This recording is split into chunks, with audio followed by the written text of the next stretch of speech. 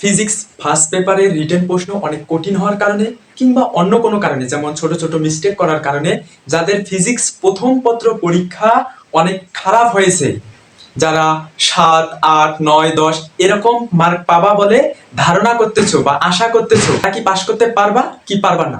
উত্তর হচ্ছে তারা পাশ করতে পারবা। কিভাবে পাশ করবা এই বিষয়টা জানতে চাইলে তোমাদেরকে সম্পূর্ণ ভিডিওটা দেখতে হবে।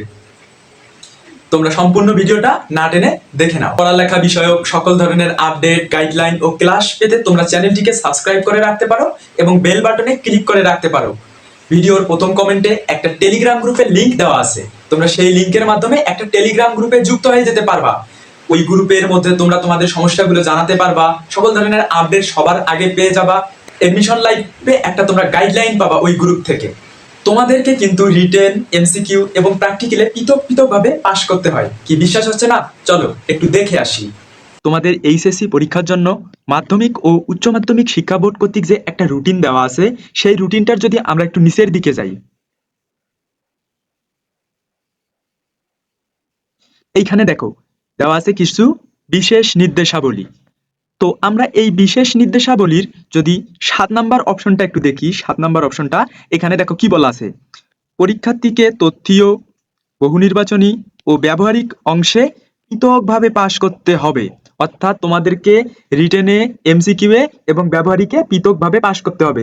তোমাদের এই বিষয়টা নিশ্চয়ই ক্লিয়ার হলো যে তোমাদেরকে এমসিকিউ, রিটেন এবং প্র্যাকটিক্যালে পৃথক পৃথকভাবে পাশ করতে হবে। তাহলে এখন তোমাদের প্রশ্ন আসতে পারে, যাদের লিখিত পরীক্ষা খারাপ হয়েছে তারা কিভাবে পাশ করব? তো এই বিষয়টা জানতে হলে তোমাকে এইচএসসি পরীক্ষার উপর যে একটা নীতিমালা আছে, সেই নীতিমালাটা সম্পর্কে একটু জানতে হবে।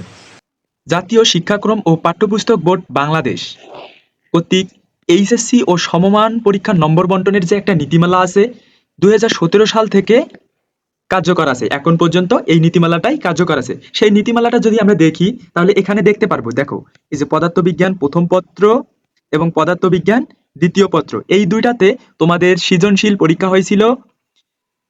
প্রথম পত্রে 50 মার্কের, দ্বিতীয় পত্রে 50 মার্কের।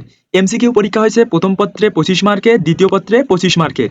এবং ব্যবহারিক তোমাদের হবে প্রথম পত্রে 25 মার্কের এবং দ্বিতীয় পত্রে 25 মার্কের। তো পাশ করার ক্ষেত্রে দেখো এইখানে CQ plus CQ 33 mark, MCQ plus MCQ 16 mark. অর্থাৎ তোমাদের ফিজিক্সে প্রথম পত্র ও দ্বিতীয় পত্র মিলে এমসিকিউ কম্বাইন ভাবে পাশ করতে হবে এবং লিখিততেও কম্বাইন ভাবে পাশ করতে হবে।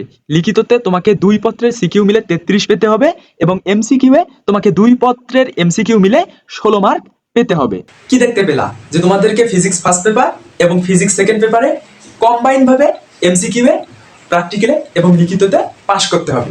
তো ফিজিক্স ফার্স্ট পেপার এবং ফিজিক্স সেকেন্ড পেপার মিলে তোমরা যদি লিখিততে পাশ করতে চাও, সেক্ষেত্রে তোমাদেরকে 33 মার্ক পেতে হবে। তোমরা যারা ফিজিক্স ফার্স্ট পেপারের লিখিততে 6 mark, 7 mark, 8 mark, 9 mark, 10 mark, 11 mark, 12 mark এরকম মার্ক পাবা বলে আশা করতেছো, তাদেরকে পাশ করার জন্য তো 33 মার্ক পেতে হবে ফার্স্ট পেপার এবং সেকেন্ড পেপার মিলে। সেক্ষেত্রে তোমরা যারা ফার্স্ট পেপারে 6 মার্ক পাবা বলে আশা করতেছো, তাদেরকে 33 মার্ক পাওয়ার জন্য সেকেন্ড পেপারে 27 মার্ক পেতে হবে। যদি তুমি 6 এর সাথে 27 যোগ করো, সেক্ষেত্রে তুমি 33 মার্ক পাবা এবং পাশ করে যাবা। যারা 7 পেয়েছো তাদেরকে কি 26 মার্ক পেতে হবে, তাহলে তারা দুই পেপার মিলে 33 পেয়ে পাশ করে যাবা। যারা 8 মার্ক পেয়েছো বা পাবা বলে আশা করতেছো, তাদেরকে 25 মার্ক পেতে হবে। সেক্ষেত্রে 25 আর 8 যোগ করে 33 পেলে তুমি ফার্স্ট এবং সেকেন্ড পেপার মিলে লিখিততে পাশ করবা।